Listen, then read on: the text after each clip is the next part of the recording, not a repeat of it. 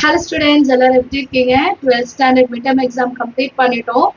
Next குவார்டர்லிக்காக தான் நம்ம work பண்ணோம். சரிங்களா? நடுவில் நிறைய விஷயம் இருக்கு. ஸ்போர்ட்ஸ் டே, ட்ரிப்பு, இதெல்லாம் இருக்கு. பட் நமக்கு டார்கெட் குவார்டர்லி எக்ஸாம். சரிங்களா? நான் என்ன பண்றேன்னா குவார்டர்லி எக்ஸாமுக்காக ஒரு ஸ்டடி பிளான் கிரியேட் பண்ணியிருக்கேன். இன்னைக்கு டே 1 எடுத்துக்கலாம். நான் வந்து ஃபர்ஸ்ட் 3 லெசன்ஸோட 2 மார்க் இன்னைக்கு கொடுத்துருக்கேன். ஈவினிங் வந்து உங்களுக்கு என்ன ஒர்க் இருந்தாலும் சரி, ரெக்கார்ட் ஒர்க், நாளைக்கு டெஸ்ட் எது இருந்தாலும் சரி, மேக்ஸ்ல சென்டம் எடுக்கணும்னு நினைச்சீங்கன்னா சைட்ல கொஸ்டின்ஸ் கொடுத்துருக்கேன். இந்த கொஸ்டின்ஸ் எல்லாம் இன்னைக்கு நீங்க ப்ராக்டிஸ் பண்ணணும். கம்மியான கொஸ்டின்ஸ், 2 மார்க் கொஸ்டின்ஸ் தான். ஸோ ஒரு லெசனோட 2 மார்க், 3 மார்க், 5 மார்க்னு கம்ப்ளீட் பண்ணிட்டு வரலாம். குவார்டர்லி எக்ஸாமுக்கு ஒரு 4 நாள் முன்னாடி இம்பார்ட்டன்ட் கொஸ்டின்ஸ் மட்டும் நான் பாக்குறேன்னு போயிடாதீங்க. சரிங்களா?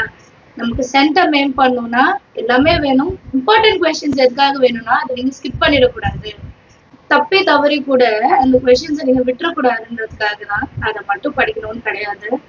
ஸோ எல்லா கொஸ்டின்ஸும் ப்ராக்டிஸ் பண்றோம், சூப்பரா மார்க் ஸ்கோர் பண்றோம். சரியா? உங்களுக்கான கொஸ்டின் சைட்ல இருக்கு.